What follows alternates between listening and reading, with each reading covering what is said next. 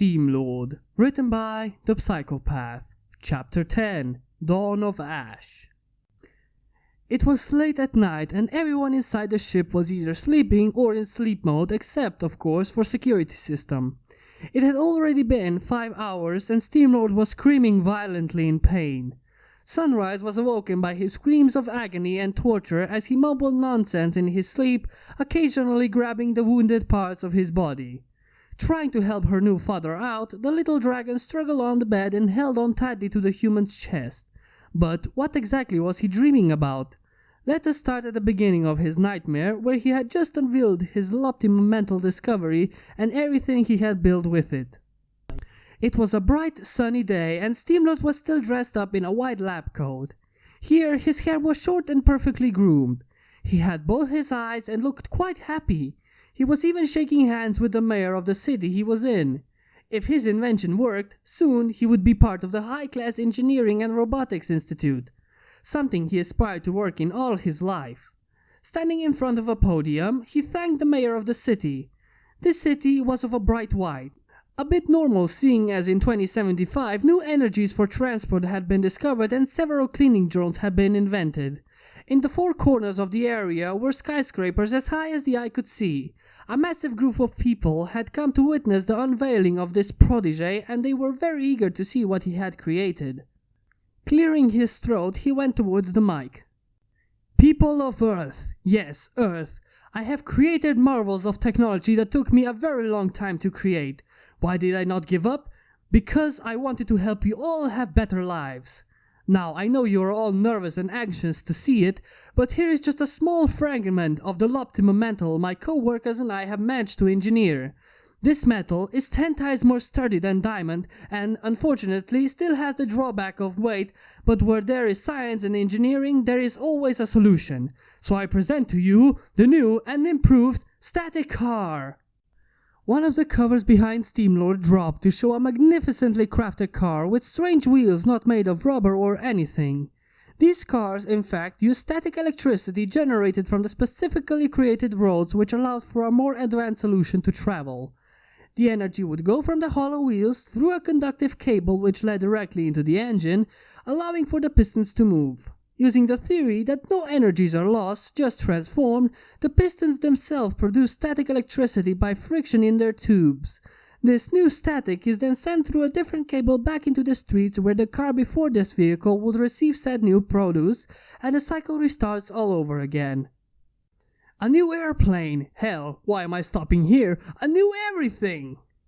Almost all of the sheets dropped to reveal different helicopters, boats and such, but Steamlord was not finished there, oh no, he had 3 more surprises. And finally, as my greatest robotic creations, my Crusader Knights! 3 distinct beings flung out from behind the curtains and revealed themselves. These knights seemed less advanced than their actual counterparts. Using the best in robotics and memory cores, they are the most powerful and the most advanced robots in the world. Like security system, they are semi-sentient and can learn from their mistakes as well as learn other things. They are my finest creations. Everyone started to cheer and shout at these marvels. Better security, faster traveling which saved up money, of course everyone was glad. It was mainly the new energy he had discovered. There was a single generator in every capital of every country and these were tightly guarded and controlled. They gave out enough power to energize entire countries and more. Of course, this made them highly dangerous, but at least there would be no radioactive fallout if they exploded. As Steamlord waved and cheered in joy, he felt a hand touch his left shoulder. This hand was militaristic and the person at the other end was quite old, although he had many decorations on his suit. This is when the nightmare started to turn awry. The city started to crumble and the sky turned dark and red. Everyone was screaming and there were many dead around. The next thing Steamlord knew, he was wearing a brown leather suit and pants as well as leather shoes. He was holding several electronic devices while his knights were holding their claymores like never before. There were 2 groups of soldiers fighting to get to him and a third army could be seen not too far away. The first 2 had one group in orange and sky blue while the other one was completely black. The ones in the distance were wearing green. Either way, Steamlord was horrified by what he had done. By selling his blueprints, although less performant versions, to other companies in hopes that his creations could be better produced and in greater quantities, the military got a hold of them as well and started to develop everything into weapons. Even simple mining lasers were turned into weapons of mass destruction.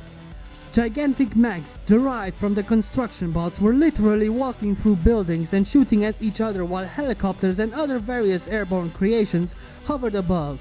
Some flew right above, dropping bombs somewhere in the destroyed city, while others fell down in flames. Ultimately, Steamlord had to use his electronics to short-circuit everything derived from his mine or destroy it and everybody in it before it was too late. Running through the crossfire, Templar and Hospitaller protected his sides with their blades as Teutonic sliced through the soldiers, much to the horror of the creator. Seeing 2 tanks arriving, the man activated his devices, causing the engines to explode and thus deactivate the machines. Even when there was so much more to see, the nightmare went directly to where Steamlord paid the price of creating his inventions and handing them out carelessly to the world. He had just deactivated one of the mecha who was crashing down to Earth. Unfortunately, a huge shard of metal came flying down and tore off Steamlord's arm, causing him to scream in pain and agony. Knowing that it would be for naught if he didn't stop this madness, at least here in the world, he would never be able to see anyone ever again. He forced himself to run while his bodyguards continued to literally cut through armored vehicles and armored battlesuits. How could all these things be created from construction and mining equipment? These questions tortured the human ever more as he deactivated an aerial aircraft carrier, sending it plummeting to the ground and collapsing in a torrent of flame and metal. Even though on his own he was beating the 2 opposing armies back, the green one had just arrived and they were fresh. Trying his best, Steamlord also cut swaths through their vehicles, although unfortunately he was caught by surprise by an unexploded bomb. This one though was a shrapnel bomb and was made to explode after a time. As he stood there with his mouth open, Teutonic hopped in front of its creator and placed its claymore in front of the man. Once the bomb went off, it tore through the bodyguard but barely wounded Steamlord save for an eye carved out by a piece of metal. He could barely take any more of these pains. First an arm, now an eye! He would stop this insanity but was stopped by troops who shot at him, ignoring the struggling, heavily damaged robot beside him. They shot his right foot, burning it off, and did the same to his left leg but at the knee. After a few moments of increased suffering, the guards fell to the ground in 2 pieces each. Steamlord could hear a voice speaking, one he was familiar to. It was Security System. She had ordered the 2 remaining bodyguards to bring back Teutonic and the creator to his ship. It was hidden under tons of debris and the carcasses of vehicles. Once inside, Teutonic was taken to the repair bay while Steamlord was taken to the medical area. He was near death and he was in great pain, literally clutching every part of his body that was lost. He was shown on a screen the damages still happening outside. As SS found that everyone was heading towards the main generator core, the ship took off into the air, much to the protest of the creator. The medical arm started to mess with the man's wounded parts. They had to cut off his lower left leg, which sent him screaming in pain. It was literally like he was reliving everything. The mechanical pieces were starting to be put into his body, while the nerves were being connected to very small cables and were themselves being arranged by nanobots of the latest design. As the man stared at the monitor, he saw a stray shot coming from one of the giant walkers going directly towards the generator, causing a massive blue explosion which disintegrated everything around it and sent the ashes high into the air along with some other byproducts Steamlord didn't recognize. He suddenly realized what it was and slammed his left hand onto the table as he continued to scream in pain. No, those idiots! They used the ancient blueprints and didn't even follow basic regulations. Now they're all going to go off. And indeed, he was right. The cores were made by using the prototype blueprints, but built to look exactly like the better versions created by Steamlord just to save on money. These ones had a nasty habit of creating an ash-like byproduct that was more toxic to anything than radioactive fallout. During his workings, he had developed an immunity that was furthered by a serum created by SS. While he and his robots would get nothing, everyone else would die by poisoning and, if any were to survive, by lack of food and water. The fatal error with these generators is that they were all linked directly to provide an all-time surveillance and perfecting of the generators in case a problem arose. The cores could be taken care of by people who were literally in another country. This created its own problems, and thus the ashfall had happened. The man could do nothing but feel an immense form of regret and sadness as he screamed, "No!" to everything being destroyed and dying. He screamed even more as his mechanical parts were being built directly into his body. The physical pain was nothing compared to his mental pains. By his fault, everyone had died. By his fault, everything was dying. By his fault, the planet in its entirety had been destroyed. Everything gone in the blink of an eye. This did not render him insane. No, just disgusted of himself as he stared at the monitor, which showed that the skies had now become grey and that the sun would never be seen again until all life was gone. Trillions of lives gone because of his creations. The animals, the people, the insects, the plants, there was nothing left. As Steamlord's nightmare intensified, he quickly found out that the pains had disappeared. He was now in a completely dark area, sitting on some type of machine joint. There, he looked at his new extensions, which clicked in the manner of his old creations. He preferred the old ones and their appearance. After all, his ship, even if it was upgraded, was left with the old clockwork look as that suited his taste more than just plain old flat metal plating. He touched his eye, which was also clockwork. His body now had a miniature energy generator, which was further modified by SS to fit him perfectly. Looking at himself in the mirror, he grabbed an invisible hammer and started to hit something, throwing sparks up in the air as they soon disappeared in the deathly coldness and quiet of the dark room. All his creations were starting to show. All the new versions of his bodyguards, the ship being enhanced even further, the quantum gateway, the surfer, even the scanners.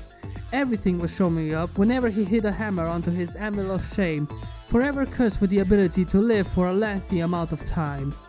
Every hit reminded him of his lost family. Every hit reminded him of the lives lost by his fault. Every hit reminded him of something that caused his downfall and loss of heart and hope. Yet, after trying to hit the anvil yet again, the hammer made the sound of shattering into 1,000 pieces. Steamlord was blinded by a light at the far end of the room, only to see something yellow yelling out for him. "Dad! Dad! Quickly! Here!"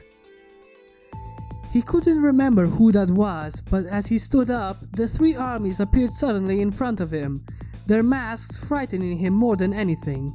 They represented everything he hated and feared about himself. They were his inner demons. He was about to sit back down and start hammering again after taking another one, but the little yellow thing at the far end screamed out for him, and this time he heard it. "Dad, come here! Quickly! Get away from them! You don't need to suffer anymore!" Steamlord tried to say something, but only ash left his mouth. He was furious, and now he was going to charge through everything. As he did so, the three armies opened fire at him, but he ran straight through, ignoring the bullets and lasers whizzing past his face. He needed to make it. He had to make it. Coming closer to the light, the giant walker that destroyed the core and caused the chain reaction was there. It was tall and towering and was aiming at him with its gigantic railguns. Unfortunately for it, the Crusader Knights appeared in a totally new form. They ripped the beast apart and charged at the army standing behind their creator. These ones didn't give off a feeling of shame like the ones he currently had. No, they gave off a feeling of hope and happiness. They were the next upgrade for his bodyguards. They saluted their creator and ran off as the man ran closer to the light. He immediately recognized Sunrise, who was waiting for him with open arms. The dream, unfortunately, wanted to take another dire turn of events as the same bomb that took away the inventor's eye was falling directly at Sunrise's spot. "No! I will not have another life destroyed by my inventions. They are mine, and I command them." He sprinted like a madman and caught Sunrise in a roll and hugged her like mad when the bomb exploded. The man suddenly found himself awake with the little dragon clutching his chest tightly and crying. Steamlord looked around and gasping. As the situation became clearer, he pat Sunrise on the head, who looked up at him with watery eyes. "It's okay now. I was just having a nightmare." "But I thought that you were going to go away like my first dad. I didn't want to lose my new one now that I just got him." She hugged Steamlord's chest tightly again as she started to wallow out all of her fear currently stocked up. Steamlord looked at her while rubbing her head in an effort to comfort her and thought, "If everything created for the people is always changed into warfare, then I will never reveal the blueprints of my creations upon this world. Nothing will force me to do it. The assimilative generators will only be within me and this ship. The world will remain clean and ash-free." Wow. This certainly was a chapter. I quite enjoyed it, and I hoped you all did as well. If you did, hit that like button and subscribe. And with that, here is your daily dose of brainwashing.